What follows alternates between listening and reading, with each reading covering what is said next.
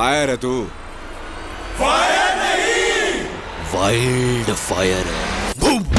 Pushpa 2 the rule. तो Pushpa 2 the rule के movie की स्टार्टिंग में हमें दिखाया जाता है बहुत बड़े बड़े कंटेनर, जिस कंटेनर के अंदर होता है चंदन का लकड़ी का माल, ढेर सारा करोड़ों का माल, एंड उस करोड़ों माल के बीच में होता है पुष्पा भाऊ। तो जापान में जो चंदन की लकड़ी का स्मगल करने वाले स्मगलर्स होते हैं वो यहाँ पर पुष्पा भाऊ को पकड़ के उल्टा टांग देते हैं। पुष्पा भाऊ के ऊपर में जो मूवी के लास्ट एंड में जो अटैक किया था, उस अटैक करने के पीछे जिस बॉस का हाथ था या जिस स्मगलर का हाथ था या जिस गैंग का हाथ था, वो जो गैंग है वो उसकी गैंग का पता लगाने के लिए यहाँ पर पुष्पा भाऊ जापान में आए थे इंटरनेशनल ट्रैवल करके। तो यहाँ पर जो है वो पुष्पा भाऊ का जो असिस्टेंट होता है सफ़ेद कपड़ों में, वो भी यहाँ पर इन लोगों से कन्वर्सेशन कर रहा होता है कि भाई तू यहाँ पर क्यों आया है, तू कौन है, तू नाम क्यों नहीं बताता, वगैरह वगैरह। तो यहाँ पर कन्वर्सेशन होती है। तो पुष्पा भाऊ का जो टैंक क्या होता है उसको कंटेनर के ऊपर में पुष्पा भाऊ का नाम लिखा होता है उल्टा। तो जैसे ही कंटेनर सीधा होता है तब जाके लोगों को दिखता है कि पुष्पा नाम लिखा है इस पर, और यहाँ पर जो है पुष्पा का माल के पैसे यहाँ पर दिए नहीं होते। तो पुष्पा जो है अपने माल के पैसे लेने के लिए यहाँ पर जापान में आया होता है। यहाँ पर फिर आगे मारामारी होती है इन स्मगलर और पुष्पा भाऊ के बीच में। तो पुष्पा भाऊ जो है इन स्मगलर को मारते हैं, लास्ट में पुष्पा भाऊ को गोली लग जाती है और पुष्पा भाऊ समुद्र में। उसके बाद पुष्पा भाऊ उठते हैं, पुष्पा भाऊ के बाजू में अपनी श्रीवल्ली होती है, श्रीवल्ली क्या नाम होता है इसका, शेखावत, इंस्पेक्टर भंवर सिंह शेखावत। तो भंवर सिंह शेखावत जो है यहाँ पर में चंदन के लकड़ी जो काटने के लिए मजदूर होते हैं, मजदूर के बीच में बढ़ जाता है मजदूर बन के, एंड उनके सारे बातें, उनके सारे काम करने के तौर तरीके, उनके सीक्रेट्स, उनके जंगल के अंदर जाने का लोकेशन, रास्ता, वो सब का यहाँ पर में ये पता कर रहे होते हैं कि चंदन की लकड़ी कहाँ काटी जाती है, ये कहाँ कौन से लोकेशन पे चंदन की लकड़ी छुपाई जाती है, उस सारी की इन्फॉर्मेशन चंदन के लकड़ी का स्मगल करके यहाँ पर शेखावत जो है पता कर रहा होता है। आगे हमें दिखाया जाता है कि शेखावत जो है यहाँ पर सारी इन्फॉर्मेशन कलेक्ट कर रहा होता है, एंड जैसे इन लोग को थोड़ा सा शक हो जाता है कि ये साला ये इंस्पेक्टर शेखावत है, तो एक इंस्पेक्टर शेखावत अपनी बंदूक निकाल के सारे मजदूरों को पकड़ लेता है, एंड पकड़ के यहाँ पर में उनसे सारा का सारे चंदन का जो लकड़ी का माल है वो जब्त कर लेता है, एंड उन मजदूरों के ऊपर में थोड़ा टॉर्चर भी करता है ताकि पुष्पा भाऊ की इन्फॉर्मेशन निकाल सके। पर वो इन्फॉर्मेशन निकाल नहीं पाता क्योंकि कोई भी मुंह नहीं खोलता। पुष्पा भाऊ के लिए सारे के सारे लोग अपना आप को टॉर्चर करवा लेते हैं, लेकिन कोई भी पुष्पा भाऊ के बारे में कुछ नहीं बताता शेखावत को, मजदूरों के ऊपर में, कि उनने अपनी ईमानदारी रखी और बहुत मार खाया पुष्पा भाऊ के लिए, लेकिन पुष्पा भाऊ के अगेंस्ट में कोई नहीं गया। तो यहाँ पर पुष्पा भाऊ जो है सारे पुलिस वाले को खरीद लेते हैं, एंड उनको उनके रिटायरमेंट तक का पेमेंट देके सारे के सारे पुलिस वाले को रिटायरमेंट दे देते हैं, अब भी के अब भी पैसा देके रफू चक्कर करवा देते हैं, और सारे अपने मजदूरों को वहाँ से छुड़वा के लेके जाते हैं। एंड यहाँ पर भी जब शेखावत आता है पुलिस स्टेशन खाली देखता है तो उसको काफ़ी ज़्यादा शौक लगता है, और यहाँ पर जो है वो अपने प्लानिंग और आगे की चीज़ों को लेके डिस्कशन कर रहा होता है। उसके बाद पुष्पा भाऊ सीएम हेड होता है, सीनियर पॉलिटिशियन, उसके साथ में मिलके यहाँ पर सीएम के हाउस में आते हैं मिलने के लिए, और यहाँ पर जो है सीएम के साथ में पुष्पा भाऊ की मीटिंग थोड़ा सा रहता है उनका आपस में बातचीत की। सर ये है वो पुष्पा जिसने पुलिस स्टेशन खाली करवाया था, इसकी चर्चा तो पूरे सिंडिकेट में है, और ये सिंडिकेट का भी हेड बना हुआ है। तो यहाँ पर जो सीएम होता है, सीएम यहाँ पर उसको इज्जत नहीं देता, भाव नहीं देता, एंड पुष्पा भाऊ के बीवी को यहाँ पर बीच में घसीट देता है। तो यहाँ पर उसको जो है काफ़ी ज़्यादा हर्ट होता है पुष्पा भाऊ को कि साला इसने बोला तो बोला, ऊपर से मेरी बीवी को बीच में घसीटा। ये मतलब बोलने डायलॉग ये है, आदमी अपनी बीवी के रास्ते पे कहे हुए बातों पे चलता है, वो तरक्की नहीं कर पाता, आगे नहीं बढ़ पाता, ऐसा यहाँ पर सीएम साहब पुष्पा को बोल देता है। तो पुष्पा इस बात को लेके ईगो में आ जाते हैं, और ईगो में आके बोलते हैं कि वो जो एमएलए होता है, एमएलए या सिंडिकेट का जो होता है पॉलिटिशियन, उसको बोलते हैं कि तुमने कभी सीएम बनने के बारे में नहीं सोचा। तो यहाँ पर उसको सीएम बनाने की यहाँ पर प्लानिंग कर रहा होता है पुष्पा भाऊ। तो पुष्पा भाऊ एक एक करके सारे के सारे डीलर से बात करता है और 200 करोड़ 500 करोड़ जमा करने की बात करता है सीएम बनाने के लिए। डीलिंग के बारे में यहाँ पर पुष्पा वो बैठ के उसके साथ प्लानिंग कर लेते हैं, और इसको सीएम से पद से हटाने के लिए जितना जो भी करना पड़े करेगा। तो पुष्पा वो 24 अप्रैल को यहाँ पर डेट दे देते हैं कि 24 अप्रैल को हमारे घर पे सीएम साहब हमारे साथ फोटो खिंचाने के लिए हमारे घर पे आए। तो यहाँ पर जो है सारी बात ये लोग पता चल जाती है, और जो पॉलिटिशियन होता है जिसको सीएम बनाना होता है वो यहाँ पर में ऊंचे वाले पद पे जो ये होता है एमएलए होता है कि कौन होता है वहाँ का पॉलिटिशियन, तो हायर लेवल के पॉलिटिशियन के पास जाके बोलता है कि मुझे सीएम बनना है, मैं सीएम बनने के लिए यहाँ पर चाहता हूँ, तो मैं सीएम क्यों नहीं बन सकता। यहाँ पर वो पॉलिटिशियन के साथ मीटिंग हो रही होती है। तो उस मीटिंग के अंदर में पुष्पा वो जो है उसके बड़े भाई को या छोटे भाई को 5 करोड़ रुपए देता है ताकि वो सीएम को या जो भी उस स्टेट का सीएम होता है उसको फोन करने के लिए। तो यहाँ पर जो स्टेट होता है उस स्टेट के सीएम को फ़ोन लगाता है। फ़ोन लगा के यहाँ पर पुष्पा वो उसके साथ में डीलिंग करते हैं, बात करते हैं कि यहाँ पर ये जो आदमी है इस आदमी को सिंडिकेट का सीएम बनाना है, तो ये सिंडिकेट का सीएम बनना चाहिए। अगर ये नहीं बना तो मेरे को मज़ा नहीं आएगा और पुष्पा वो का प्रसाद बहुत इजीली नहीं मिलता और तुमको मैं दे रहा हूँ तो मेरे को ना सुनने की आदत नहीं है। तो यहाँ पर पुष्पा वो जो है यहाँ पर उसको मना लेते हैं, जैसे तैसे कन्विंस कर लेते हैं, पैसों का रौब दिखा के या पावर दिखा के या ब्लैकमेल करके या थोड़ा सा प्रेशर देके जैसे तैसे करके उसको बोल देते हैं। ये लोग प्लानिंग कर लेते हैं और प्लानिंग करके ये लोग आगे बढ़ने लगते हैं। तो पुष्पा वो एक एक करके सारे डीलर्स को कांटेक्ट करते हैं और जितना भी माल होता है 100 टन 200 टन जितना भी टन उसको बेचना है तो यहाँ पर वो बेचने के लिए माल निकालते हैं। तो यहाँ पर एक डीलर के साथ मीटिंग करते हैं। उस मीटिंग में यहाँ पर डीलर बोलता है कि मेरे को 10 टन माल चाहिए। तो 10 टन माल कोई भी दे नहीं पाता, सारे के सारे लोग पुष्पा वो को कांटेक्ट करते हैं माल के लिए। तो यहाँ पर वो मान जाता है कि पुष्पा वो का ऑरा है, तो पुष्पा वो की चलती है वहाँ पे।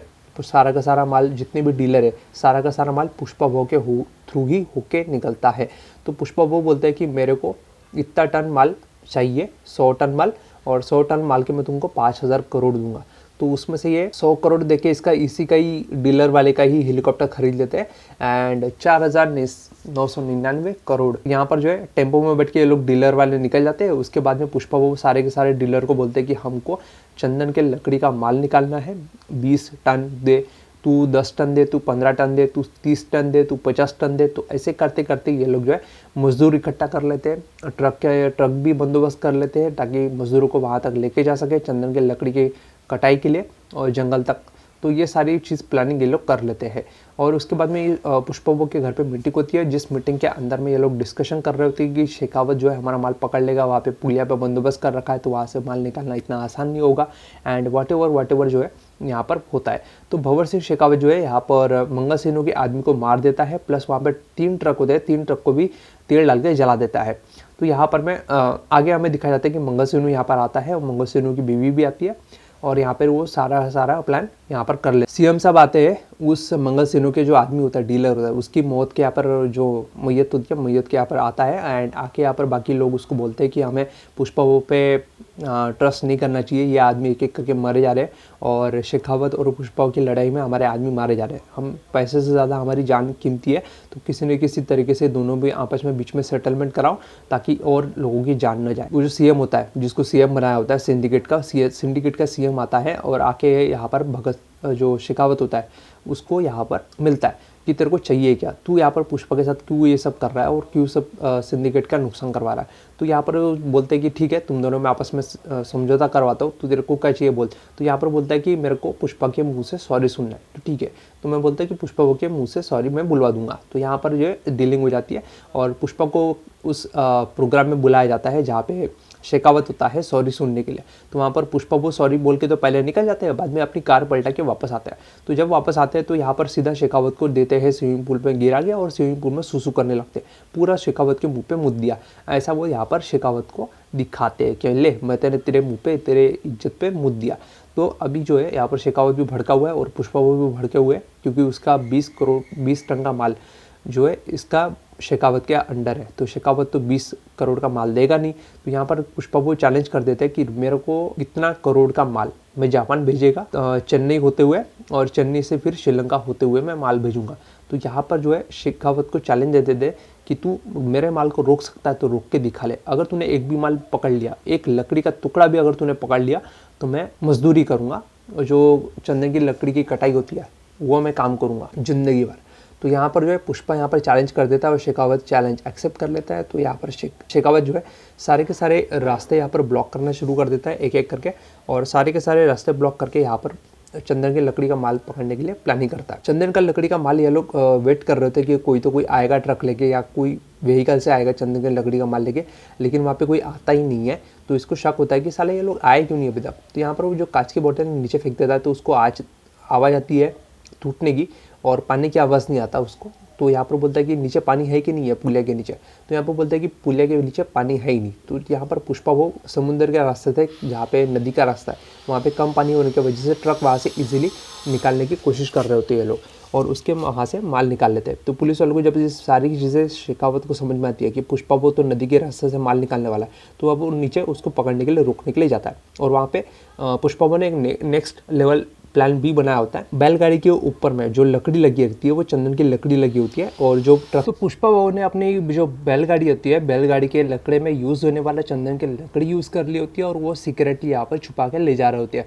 तो यहाँ पर भंवर सिंह शेखावत के सामने यहाँ पर जो बैलगाड़ी होती है वो यहाँ पर आ भी जाती है, लेकिन उसको ज़रा सा भी शक नहीं होता कि जो बैलगाड़ी है वो चंदन के लकड़ी से बनी हुई बैलगाड़ी है। तो यहाँ पर ये लोग चंदन के लकड़ी की जो बैलगाड़ी होती है वो चेन्नई की तरफ ये लोग लेके जाते हैं, और इन बैलगाड़ी का इस्तेमाल करके वो लोग जो है चंदन के लकड़ी का जो माल है पूरा का पूरा माल बैलगाड़ी बना के यहाँ से निकाल रहे होते हैं। तो यहाँ पर भंवर सिंह शेखावत को यहाँ पर समझ में आता है कि बैलगाड़ी जो है यहाँ पर आगे निकल चुकी है, और यहाँ पर ट्रक जो है आने वाले चंदन की लकड़ी वाले। तो ये जो भंवर सिंह शेखावत होता है इसको लगता है कि चंदन की लकड़ी, असली लकड़ी जो है यहाँ पर ट्रक में आने वाली है। तो पुष्पा भाऊ अपने आदमी को गाइड कर रहे होते हैं कि किस तरीके से कहाँ पे किस रोड से यहाँ पर माल लेके जाना है। तो यहाँ पर पुष्पा भाऊ गाइड करके यहाँ पर उनको बता रहे होते हैं। यहाँ पर बैलगाड़ी के ऊपर चढ़ के यहाँ पर शूटिंग कर रहा होता है गन से, जिससे डायरेक्टली ब्लास्ट ही होने शुरू हो जाते हैं, ट्रक गिरना शुरू हो जाते हैं, एंड ढेर सारा माल जो है यहाँ पर गिरना शुरू हो जाता है। तो वहाँ के पुष्पा भाऊ के जो आदमी होते हैं, मजदूर, सारे मजदूर को बोलता है कि ट्रक से कुछ जाओ, ट्रक का सारा माल जो शेखावत है शेखावत के ऊपर जाने दो।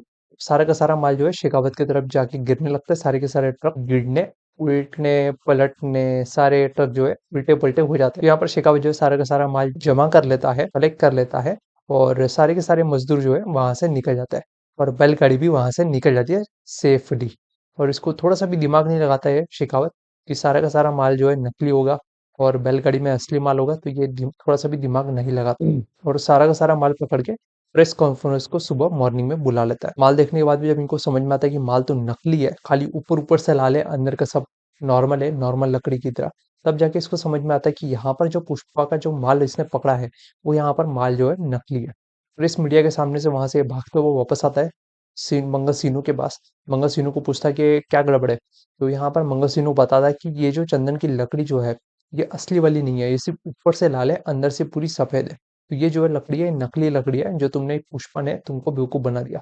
यहाँ पर जो है थोड़ी देर बाद पुष्पा वहां पे आता है। पुष्पा बैलगाड़ी लेके जा रहा होता है, एंड बैलगाड़ी के ऊपर जो लगा हुआ लकड़ी का माल था वो असली चंदन का लकड़ी का माल था।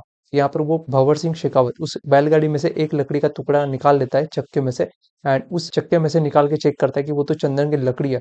तो यहाँ पर जो है इसको समझ में आता है कि चंदन की लकड़ी जो है पुष्पा भाऊ ने बैलगाड़ी बना के बहुत पहले ही वहां से निकाल लिया था।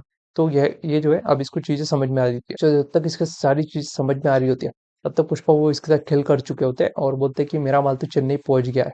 तो यहाँ पर शेखावत बोलता है कि मैं चेन्नई के बाहर से पकड़ूंगा, और उसको बाहर जाने के पहले ही पकड़ लूंगा। तो पुष्पा बोलते जा पकड़ ले। और यहाँ पर जो है बैलगाड़ी के अंदर वो बम लगा देते हैं और उस बैलगाड़ी को भी डिस्ट्रॉय कर देते हैं, ताकि शेखावत के हाथ में एक भी चंदन का लकड़ी का टुकड़ा भी ना लगे। जैसे तैसे करके मामला सिपट जाता है, और इसके आगे हमें दिखाया जाता है पुष्पा भाऊ का जो माल है वो चंदन के लकड़ी के साथ चेन्नई पहुंच जाता है, एंड चेन्नई पहुंच के जो है आगे का दिखाई बहुत बड़ा फेस्टिवल होता है। उस फेस्टिवल के अंदर में गुंडे आ जाते हैं, और गुंडे आके जो है पुष्पा भाऊ के लड़की को छेड़ना स्टार्ट कर देते हैं। मतलब वो चाचा की जो लड़की होती है वो यहाँ पर बड़े भाई की जो लड़की होती है भतीजी, तो भतीजी को छेड़ना चालू कर देता है। तो ये जो होता है ये सीएम का भतीजा होता है गुंडा मवाली, जो कि काला, आधा काला फेस, आधा काला राक्षस जैसा मुंह बना के यहाँ पर आया होता है। तो इसकी जम के कुटाई कर देते हैं पुष्पा भाऊ, और पुष्पा भाऊ की कुटाई होने के बाद में यहाँ पर इसको छोड़ देते हैं, और जो उसके पुष्पा भाऊ के बड़े भाई होते हैं वो इसको टकला कर देते हैं, और सबके सामने यहाँ पर जो है बेइज्जत करते हैं उन गुंडों को। यहाँ पर ये सब हो जाने के बाद आगे हमें दिखाया जाता है कि मीटिंग दिखाई जाती है, सीएम की मीटिंग, जहाँ पे सीएम की मीटिंग के अंदर में उस पुराने वाले सीएम को हटा के नए सीएम को ला दिया जाता है, और इस सब की प्लान के डिस्कशन यहाँ पर भंवर सिंह उसको बता रहा होता है। मंगल सिन्नू की वाइफ भी उसको यहाँ पर सारा प्लान बता रही होती है। अब यहाँ पर मैं आगे हमें दिखाया जाता है कि ये जो पुलिस वाले होते हैं वो यहाँ पर पुष्पा भाऊ का माल पकड़ने के लिए चेन्नई के बंदरगाह पे आते हैं, और वहां पे उसका पुष्पा भाऊ का माल पकड़ने के लिए आ जाते हैं। लेकिन इनको पुष्पा भाऊ का माल मिलता ही नहीं है। बहुत ढूंढने के बाद तो शेखावत बोलते हैं कि पानी के नीचे इसका माल होगा, ढूंढो। पानी के नीचे ये लोग बैलगाड़ी छुपा के लेके लेके जा रहे होते हैं। तो ये लोग जो है सारा का सारा माल लेके ये लोग यहाँ पे लेके जा रहे होते हैं श्रीलंका की तरफ। तो श्रीलंका की तरफ सारा का सारा माल लेके ये लोग निकल जाते हैं, और भंवर सिंह कुछ भी नहीं कर पाता उनको पीछा करने के अलावा, उनका माल रोक नहीं पाता। और यहाँ पर श्रीलंका के बॉर्डर के जो ऑफिसर होते हैं यहाँ पर उनको घुसने नहीं देते बॉर्डर के अंदर। तो यहाँ पर पुष्पा को अपना माल लेके आगे निकल जाता है जापान की तरफ, सारा का सारा चंदन का लकड़ी का माल। तो जापान में पहुंच के यहाँ पर जो माल में है, माल ट्रांसपोर्ट भी हो जाता है, बदले में वहां से रिटर्न में पैसे भी आ जाते हैं, और पैसे यहाँ पर इलेक्शन जो सीएम होता है सीएम के इलेक्शन में ये लोग दे देते हैं 500 करोड़। और 500 करोड़ देने के बाद में ये लोग वापस अगेन मीटिंग करते हैं और सीएम साहब पुष्पा बहू के घर आते हैं फोटो खिंचाने के लिए एंड खाना खाने के लिए। यहाँ पर जो है नए सीएम के साथ फोटो खिंचा के यहाँ पर जो पुष्पा बहू के वाइफ ने जो विश मांगी थी कि भाऊ तुम जो है फोटो खींच के लाना सीएम साहब के साथ, तो यहाँ पर सीएम साहब के साथ फोटो खींच लेते हैं और उसका यहाँ पे जो विश थी, इच्छा थी, वो इच्छा यहाँ पर पुष्पा वो पूरा कर देता है। यहाँ पर भंवर सिंह का पोल एक्सपोज होने वाला होता है कुछ दिनों में, तो भंवर सिंह एक्सपोज होने के डर से सारा का सारा चंदन का लकड़ी का माल जलाने की कोशिश कर रहा होता है और उसके अंदर में वो सुसाइड करने की भी कोशिश करता है। तो यहाँ पर वो मरता है नहीं मरता है मूवी में पूरे तरीके से कंफर्म तरीके से नहीं दिखाया गया। उसके बाद यहाँ पर हमें पुष्पा वो के घर पे न्यूज़ आती है कि उसके पुष्पा वो के जो बड़े भाई की लड़की होती है भतीजी, उस भतीजी को उठा लिया है गुंडे ने और गुंडे ने किडनैप करके लेके गया है। तो जैसे इसको पुष्पा वो को पता चलता है और 2 करोड़ की फिरौती मांगी है, यहाँ पर जो है पुष्पा वो सीधा सीधा टेलीविजन की तरफ में ब्रॉडकास्ट में जाता है और खुली खुली धमकी देता है जिस किसी ने भी मेरी भतीजी, मतलब भतीजी तो नहीं बोलता है पर लड़की बोलता है, तो जिस किसी ने भी वो लड़की को उठा के लेके गया है सही सलामत जहां से उठाया था वहीं पे वापस छोड़ दो, वरना एक एक को चुन चुन के घुस घुस के जहां भी होंगे ढूंढ ढूंढ के मारूंगा। यहाँ पर पुष्पा को वार्निंग दे देता है।